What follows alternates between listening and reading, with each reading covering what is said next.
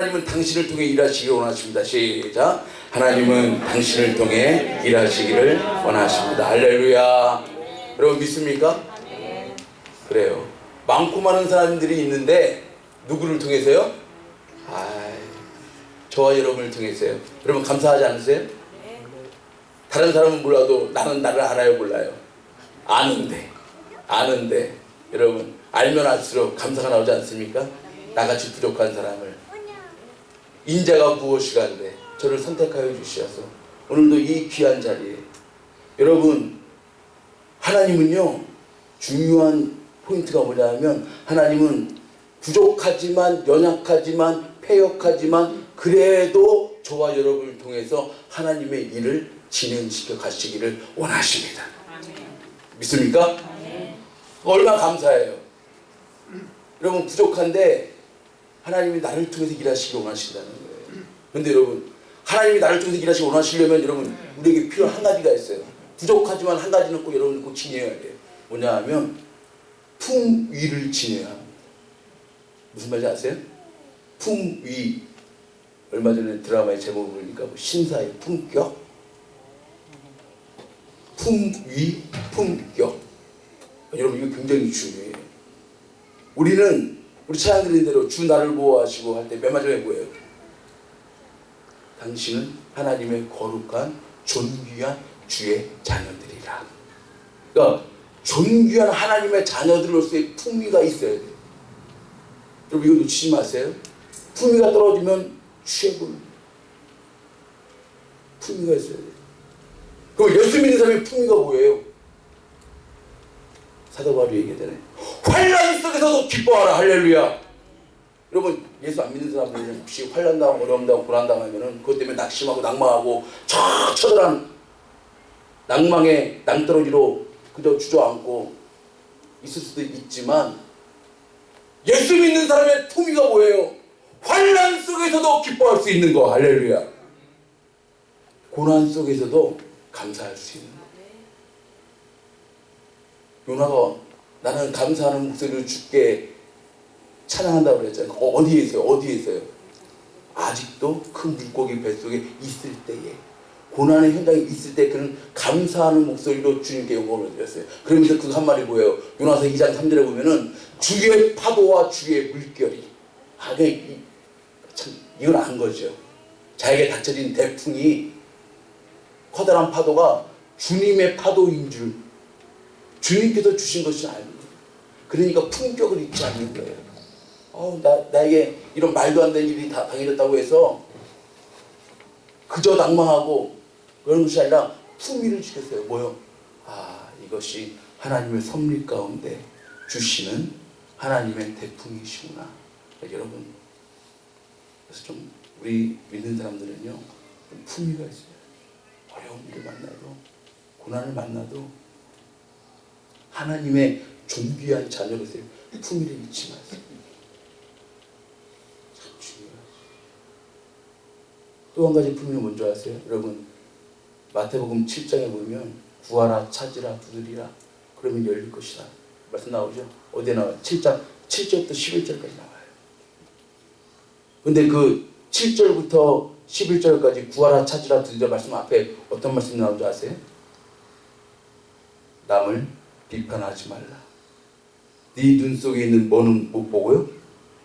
들보는 못 보고 남의 눈 속에 있는 티를. 왜 이 기도하라는 말씀 앞에 비판하지 말라는 말씀을 1절부터 6절까지 주시고 7절부터 11절까지 구하라 찾으라 드리고 한 입으로 비판하고 한 입으로 기도하는 그러한 이중적인 삶 살지 말라고. 어떤 경우에도 비난하지 말아야 합니다. 어떤 경우도 비판하지 말아야 합니다. 스톱 비판.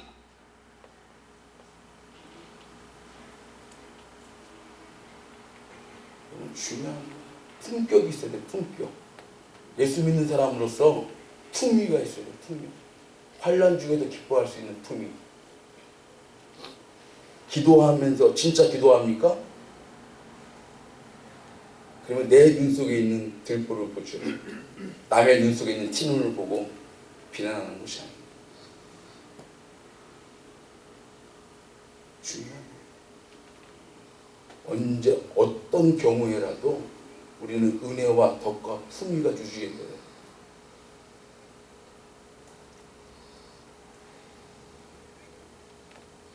그래야 그리스도인의 자녀로서 합당한 삶을 살아갈 때 오늘 주신 말씀의 핵심처럼 풍성함을 누리고 사는 거, 열매를 많이 맺고 살아가는 거. 여러분 이왕 살아가는 거 풍성하게 살아가고 싶죠? 여러분 예수 믿어서 다 고난만, 환난만, 가난만 또 주어진다고 여러분 착각하시면 안 돼요. 또 반대로 생각하시는 분 있죠. 예수 믿으면 뭐 다 부자 되고 다 사업 잘 되고, 그것도 여러분 항상 모든 삶은요 밸런스가 있어요. 밸런스 참 중요해요. 여러분 밸런스. 항상 한쪽으로 치우치는 사람, 여러분 정치적으로도 그렇잖아요. 극보수, 극좌, 극진보라고 하는 사람, 항상 극쪽으로 치우칠 때 문제가 되는 거예요. 신앙생활도 여러분 어떤 사람은 나는 찬양이 이러니까 찬양만 부릅시다. 찬양도 드리고 기도도 드리고 말씀도 드리고, 항상 이게 밸런스가 맞아요. 밸런스가 모든 삶은 그렇습니다. 그런데 오늘은요 우리가 뭐 환난, 어려움, 고난, 물론 그 길도 걸어가야 되지만 정말 예수님 잘 따라가면요 하나님 우리에게 풍성함과 넉넉함의 은혜로도 우리들을 인도하실 수 있는 줄로 믿습니다. 오늘 그러면 어떻게 하면 풍성함, 어떻게 하면 넉넉함을 누리고 살아갈 수가 있는가? 오늘 예수님께서 친히 말씀해 주세요. 첫 번째 비밀입니다. 첫 번째 비밀 다 같이 시작. 그리스도와의, 그러니까 이것이요 풍성함을 누리며 살아가는 비결이 첫 번째 비결이에요. 그러니까 그리스도와의 연합이에요. 여러분 오늘 본문에 어디에 와 있습니다? 5절 말씀 보세요. 5절 말씀 시작.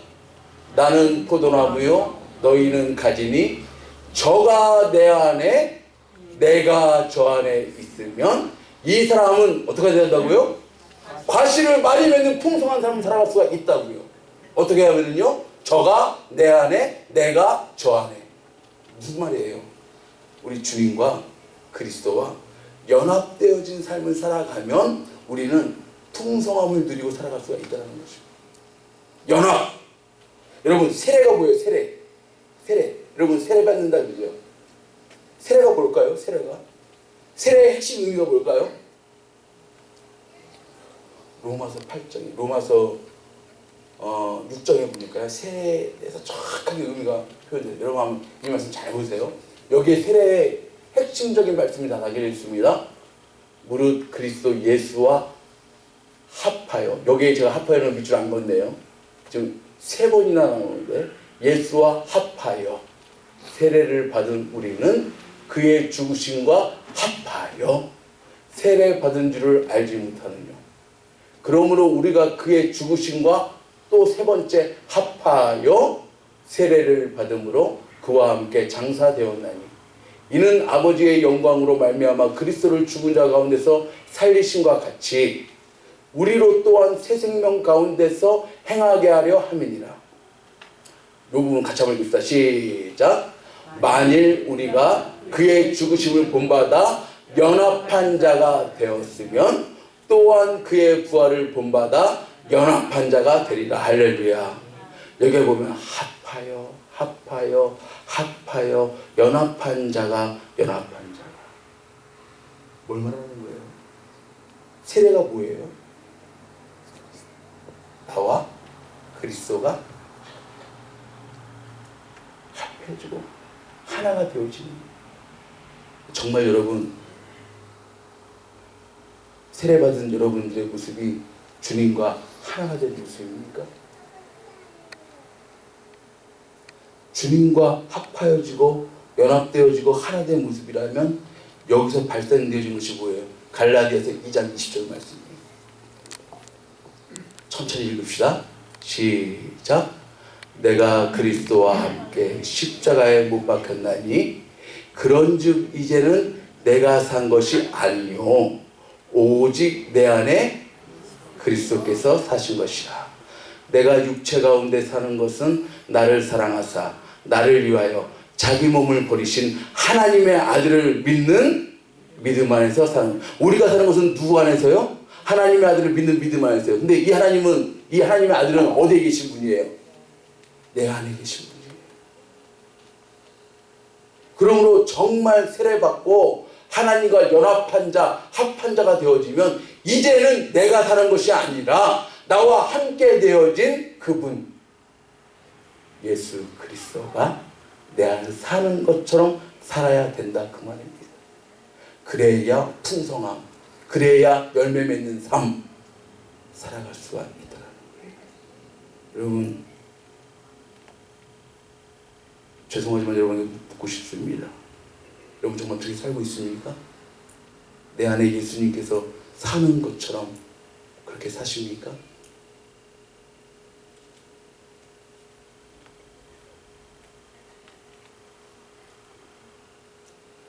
자기 자신에게 질문해 봐야 합니다. 정말 나는 죽고 예수로 사는 사람인가? 그렇게 말하는가? 그렇게 생각하는가? 그렇게 행동하는가? 그렇게 빛을 발하는가? 여러분의 가정에서, 여러분의 직장에서, 여러분의 사업장에서, 하나님의 교회에서, 복음의 현장에서 우리가 그렇게 살아가고 있는가? 점검해 봐야 합니다. 아직도 우리 예수님을 문 밖에 세워놓고 계시지 않습니까? 우리 지난 금요일 말씀에 아직도, 여러분 계시록 3장 20절에 어떤 말씀이 있어요? 볼지어다 내가 문 밖에 서서 두드리노니, 우리 주님께서 두드리시는데 누구든지 내 음성을 듣고 문을 열면 내가 그에게로 들어가 그로 더불어 먹고 그는 나로 더불어 먹으리라. 할렐루야. 여러분, 바로 이런 것입니다. 그로 더불어 먹고 그는 나로 더불어 먹으리라. 주님과 더불어 사는 삶, 이것이 연합된 삶이에요. 이것이 정말 세례받은 자의 삶이에요. 여러분 점검해 봐야 돼요. 제가 종교비자도 다 받고요, 이제 영주권을, 이제 종교비자까지 다 받고 영주권을 이렇게 신청하는데, 그 이민국에서 제가 그래서 전도사 목사 아니에요. 그런데 이민국에서 뭘 요청한 줄 아세요? 이 사람 세례 정말 받았는지 세례 증명서를 제출하라는 거예요. 제가 중학교 2학년 때 세례 받았거든요. 1982년, 정확한 날짜를 모르겠네. 그 가을 이거 추수감사 할 때 제가 그때 세례를 받았는데, 우리 한국에는 뭐 세례 증명서 같은 거 잘 없거든요. 뭐 어디 있었어도 만약에 어디서 났는지도 모르겠어요. 아마 받았겠죠. 하나님 아마 목사님 주셨을 거예요.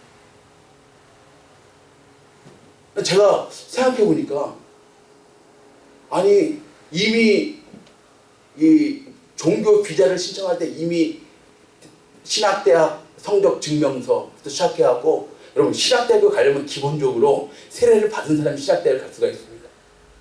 이미 다 지나간 얘기예요. 그리고 이미 종교 비자까지 다 받았어요. 이제 영주권을 이렇게 신청하고 하니까 다시 이민국에서 세례 증명서를 목사인 저에게 요구를 하는 거예요. 참 한국적인 사고가 도저히 이해가 안 되는 거예요. 그런데 제가 말씀을 준비하고 연구하고 이렇게 하면서 느껴지는 게 뭐냐면, 이 로마서 6장 말씀 저게 딱 나오는 거예요. 내 방구상 정말 세례 받았는가? 정말 예수님과 합한 삶을 살고 있는가? 이 질문을 받게 되더라고요. 그러니까 세례 증명서를 제출하는 이 질문이, 이 요청이 정말 예수님과 연합한 삶을 살고 있는가? 라는 질문으로 바뀌었어요. 여러분 정말 예수님과 연합한 삶을 살고 있습니까? 세례받고 성찬식에 참여하면서 주님의 몸과 살을 피를 먹지만 정말 여러분 그렇게 살고 있습니까?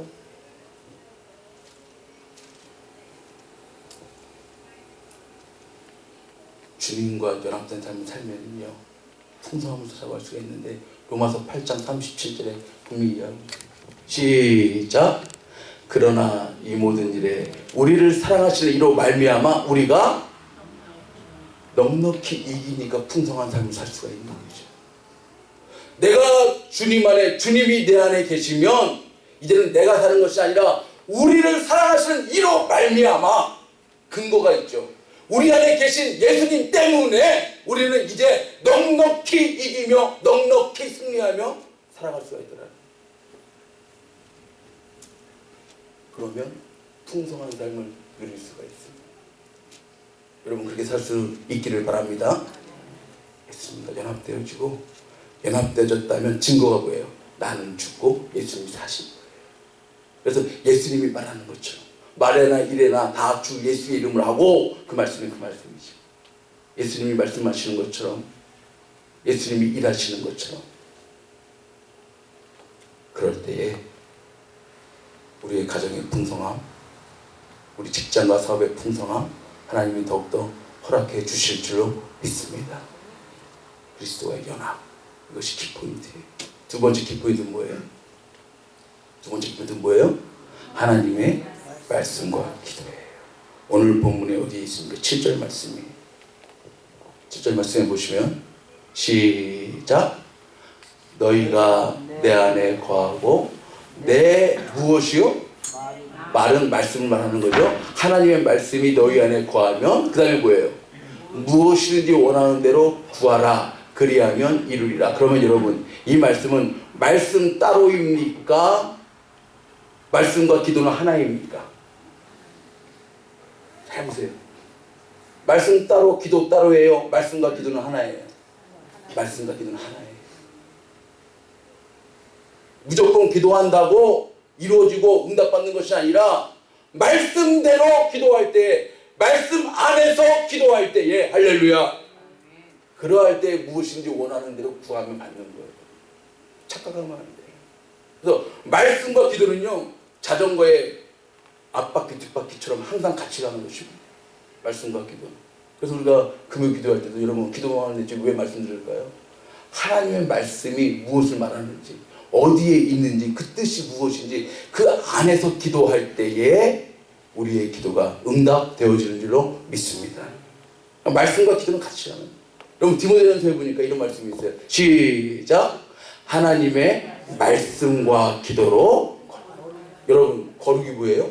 구별되는 거예요. 구별되는. 세상 사람들과 우리가 구별되는 거예요. 그러면 어떻게 구별되어질까요? 하나님의 말씀과 기도만이 우리의 삶을 구별시키는 능력이 되는 줄로 믿습니다. 그래요 여러분. 초대교회 때 무슨 공부할 수 있어요? 초대교회 때. 초대교회 때의 지도자들이 어땠어요? 사도행전에 한번 들으세요. 시작. 우리는 기도하는 것과 말씀드리는 거 하나입니다. 기도하는 것과 말씀드리는 것을 전무하리라. 이렇게 전무해서 초대교회 지도자들은 기도와 말씀에 전무하고 성령과 지혜가 충만한 7지사를 택해서 하나님의 일을 또 감당케 하셨잖아요.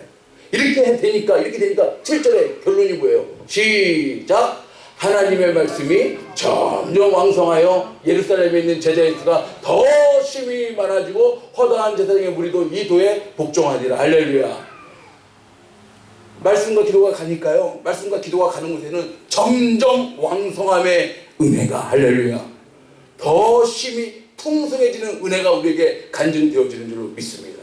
그러므로 말씀과 기도의 삶을 살아갈 때에 우리 안에 풍성함의 은혜를 누리고 살아갈 수가 있는 거예요. 여러분 말씀 잊지 마세요. 기도하되 말씀 잊지 마세요. 말씀대로 기도하는 거예요. 그래서 여러분 말씀대로 살아갈 때, 말씀을 의지할 때 하나님이 풍성한 삶으로 인도해 주신 많은 예들이 있지만 대표적으로 예수님의 어머니 누구예요? 마리아. 유명한 고백 다시 한번 볼까요? 1장 38절 시작. 마리아가 가로되 주의 계집종이오니 무엇대로요? 말씀대로 내게 이루어지다 하매 천사가 떠나 돌에 맞아 죽을 줄도 모르는 그 당시의 풍습과 관습으로 율법에 의하면 돌에 맞아 남자를 알지 못하는 여자에게 생명이 잉태되었을 때 돌에 맞아 죽을지도 모르는 상황에서 그가 어떠한 풍성한 삶을 살았습니까? 나는 주의 계집 중이니 말씀대로 내게 이루어지다. 할렐루야. 말씀. 또 말씀에 의지하여 그물을 내린 사람 있잖아요. 누구예요? 또 나오잖아요. 누가복음 5장 시작. 시몬이 대답하여 가라되 선생이여 우리들이 밤이 맞도록 수고를 하였을 때 얻은 것이 없지만은 뭐라고요? 말씀에 의지하여 내가 그물을 내린다. 할렐루야. 여러분 정말 쉬워요? 언제도 이 말씀드렸죠. 이게 정말 쉬울까요? 평생을 업으로 사는 사람인데 바닷가에서는 누가 더 전문가예요? 어부가 전문가예요? 예수님이 전문가예요? 상식적으로 커먼 센스로. 그러나 이게 정말 귀한 신앙 아니에요? 그러나 말씀에 의지하여 그물을 내리니까 밤이 맞도록 고기를 못 잡았는데 그물이 찢어지도록 풍성함의 은혜를 누리고 산 사람, 말씀에 의지한 사람. 또 여러분 저 로마로 막 가다가 유라굴로라고 하는 광풍 대풍 만나가지고 파산 직전에 이런 분 누구예요? 우리가 잘 아는 사도 바울. 그도요 여러분 그 절대절명의 위기 가운데 오히려 많은 사람들을 위로하고 안심시키며 하는 말이 있어요. 시작. 그러므로 여러분이요 안심하라. 나는 내게 말씀하신 그대로 되리라고. 여러분 그렇게 하나님 믿습니까? 내게 말씀하신 그대로 되리라고. 경수가 끊어져도 하나님의 약속의 말씀을 의지하고 나아가는 아브라함처럼. 여러분 하나님의 말씀이라면 능력이 되어준 줄 믿고 그대로 되리라고. 여러분 그렇게 하나님 말씀 믿습니까? 그렇게 믿어요. 그래야 풍성한 삶을 존재할 수가. 왜 풍성한 못 누릴까요? 의심하면. 교회는 다니는데 믿음 없이 의심하면 풍성함을 누릴 수가. 그러나 어려워도 힘들어도 환난을 만나도 고난을 만나도 내게 주신 하나님의 말씀대로 나는 이루어질 줄로 믿습니다. 그래서 환난의 자리에서도 찬송하고 불평과 원망 대신에 감사하고 나아가면 하나님이 풍성함의 자리로 넉넉함의 자리로 오늘도 저와 여러분의 발걸음과 인생을 인도해 주실 줄로 믿습니다. 그래서 아까 주신 말씀처럼 골로새 3장 16절 시작.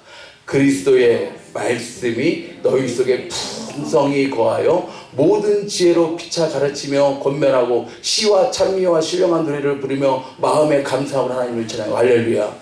시와 찬미와 신령한 노래를 부르고 마음의 감사함이 나타나는 삶을 살아가려면 첫 번째 줄의 조건이 뭐예요? 그리스도의 말씀이 우리 안에 날마다 풍성히 거하는 그러한 삶을 살아갈 때 여러분 날마다 시를 말하며 노래를 말하며 감사함으로 하나님을 섬기며 살아가게 될 줄로 믿습니다. 하나님의 말씀과 기도. 세 번째, 풍성함을 누리는 비결이 무엇일까요? 뭐라고요? 여기 모든 것에 하나님의 사랑이 임해야 돼요. 하나님의 은혜가 임해야 될 줄로 믿습니다. 오늘 말씀의 9절 말씀이 아버지께서 나를 사랑하신 것 같이 나도 너희를 사랑하였으니 어디 안에 구하라고요? 여기에서 말하는 사랑은 누구의 사랑이에요? 아버지의 사랑이에요. 아버지. 여러분 우리가 추구해야 되는 것은 에로스적인 사랑이 아니에요. 아가페적인 하나님의 아버지의 사랑이에요. 그러면 아가페의 하나님의 사랑의 핵심이 무엇일까요? 사랑의 사도라고 불리는 요한 사도가 요한 1서에서 분명히 핵심을 짚고 있어요. 여러분 보세요. 하나님의 사랑을 지금 얘기하고 있는 것입니다. 하나님의 사랑이 우리에게 이렇게 나타난 바 되었으니 하나님이 자기의 독생자를 세상에 보내심은 뭐라고요? 저로 말미암아 우리를 살리려 하십니다. 사랑은 여기 있으니 우리가 하나님을 사랑한 것이라고요? 아니요. 오직 하나님이 우리를 사랑하사 우리 죄를 위하여 무슨 제물로요? 화목 제물로 그 아들을 보내셨습니다. 여러분, 이 말씀을 통해서 우리가 느껴지는 것이 뭐예요? 하나님의 사랑의 핵심은 뭐예요? 하나님의 사랑의 핵심은 예수 그리스도고, 예수 그리스도의 핵심이 뭐예요? 화목 제물로 우리에게 아낌없이 보내주셨다, 그 말씀. 그러므로 하나님 사랑의 핵심은 전적인 희생입니다. 하나님의 사랑의 핵심은 전적인 헌신. 이걸 놓치면 안 돼요. 그래서 여러분, 그 다음 절 말씀 한번 들려주세요. 그러므로 사랑을 입은 자녀, 그러니까 하나님의 사랑, 그리스도를 통한 헌신적인 절대적인 사랑을 입은 자녀같이 너희는 하나님을 본받는 자가 되고, 그리스도께서 너희를 사랑하신 것 같이. 그리스도께서 우리를 어떻게 사랑하셨어요? 여러분 잘 아시는데, 끝까지 십자가에 달려 아낌없이 그 몸과 피를 다 내어 주시기까지. 그리스도께서 너희를 사랑하신 것 같이 너희도 사랑 가운데서 행하라. 그는 핵심이 뭐라고요? 우리를 위하여 자신을 버리사 향기로운 제물과 생축으로 하나님께 드리셨느니라. 할렐루야. 그러므로 하나님의 사랑의 핵심이 뭐예요? 우리 때문에 그리스도 자신의 영광, 저 높고 높은 보좌의 영광을 다 내려놓으시고 다 버리신 그 희생적인, 전적으로 헌신적인 그 사랑. 여러분, 그 사랑이 우리에게 있어야 할 줄 믿습니다. 그 사랑으로 그리스도를 본받는 자가 되고, 그 사랑으로 사랑하며 살라, 그 말입니다. 그러므로 여러분, 우리가 말하는 사랑의 핵심은요, 딴 게 아니에요. 사랑에는 수고가 따릅니다. 사랑에는 헌신이 따릅니다. 사랑에는 절제가 따릅니다. 그래서 여러분, 고린도서 13장에 사랑장이라고 그러죠. 사랑은 뭐 중간에도 다 생각하고 맨 처음이 뭐예요? 사랑은 오래 참고, 맨 마지막이 뭐예요? 모든 것을 견디느니라. 할렐루야. 중간에 내는 그런 중요한 말씀인데, 여러분, 이게 좀 뭔가 의미가 있잖아요. 사랑은 오래 참고 모든 것을 견딥니다. 그렇게 사랑하고 있습니까? 그렇게 남편을 사랑하고 있습니까? 그렇게 아내를 사랑하고 있습니까? 그렇게 자녀를 사랑하고 있습니까? 그렇게 부모를 사랑하고 있습니까? 그렇게 하나님을 향한 우리의 사랑이 하나님께 올려드리고 있습니까?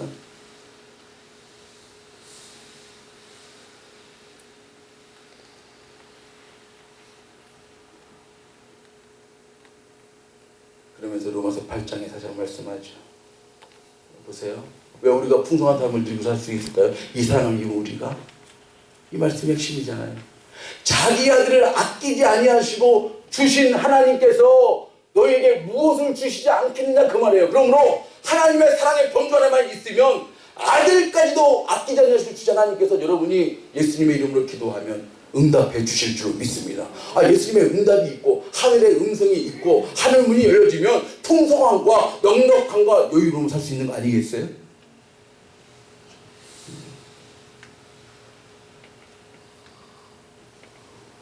그리고 풍성함을 주는 비밀이 뭔지 아세요? 이 하나님의 사랑이 있으면은요, 두려움이 사라진다. 말씀 보세요. 요한일서 4장 18절 뭐라고 되어 있습니까? 사랑 안에 두려움이 없고. 여러분, 정말 하나님의 사랑이 내 마음속에 부은 바 되어지면요, 두렵지 않아요. 여러분, 혹시 그런 거 많이 경험해 보셨어요? 정말 하나님의 사랑이 내 마음에 부은 바 되어지면요, 두렵지 않아요. 두려울 일이 있는데 눈으로 볼 때는 현상적으로는 두렵지만 본질적으로는 두렵지 않아요. 아니, 자기 아들을 아끼지 않고 나에게 주신 분이 이깟 어려움쯤, 이깟 환난쯤, 이깟 좀 삐걱거리는 것쯤 하나님 해결해 주시지 않겠어요? 그러므로 정말 하나님의 사랑에 있는 사람은 두려움이 없고, 온전한 하나님의 사랑이 무엇을 내쫓는다고요? 두려움을 내쫓나니 두려움에 형벌이 있습니다. 정말 하나님의 사랑 안에 있으면 두려워하지 않습니다.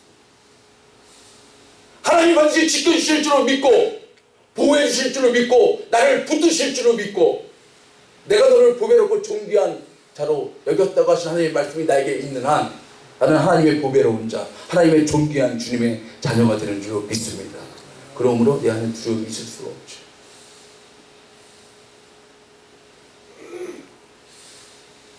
아까 우리가 로마서 8장 37절에 넉넉함에 제가 밑죽었는데 이번에는요 중간에 밑죽었어요. 다시 한번 묵묵합시다. 시작. 그러나 이 모든 일에 우리를 사랑하시는 이로 말미암아 우리가 넉넉히 이기기 때문에 풍성한 거예요. 누구 때문에요? 우리를 사랑하시는. 그러면 하나님의 사랑의 범주 안에 거하십시오.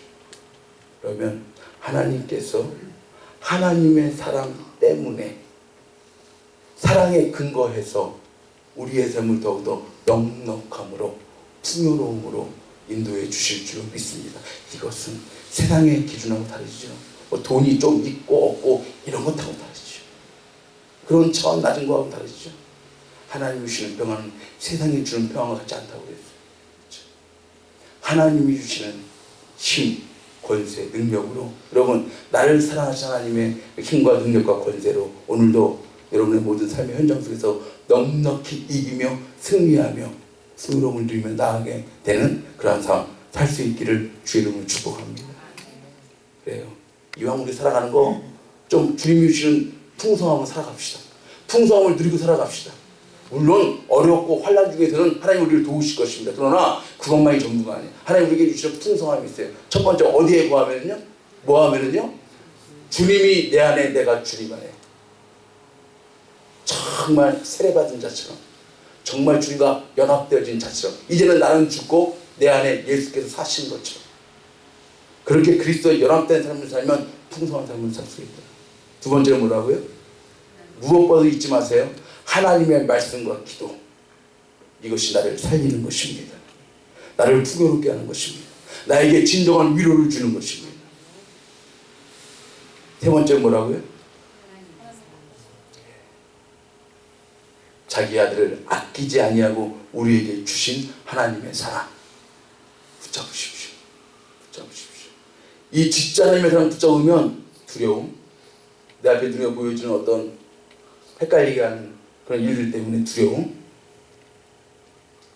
제가 설교 초기에 말씀드렸던 것처럼 두려움이 사라지면은요 품위를 유지할 수가 있는 거예요. 존귀한 주님의 자녀인 거죠. 그래서 덕과 유익과 본이 되어지는 여러분의 삶, 넉넉한 삶, 풍성한 삶을 누리고 살아갈 수 있는 저와 여러분의 삶 될 수 있기를 다시 한번 주의 이름으로 축복합니다. 우리 이 시간에 함께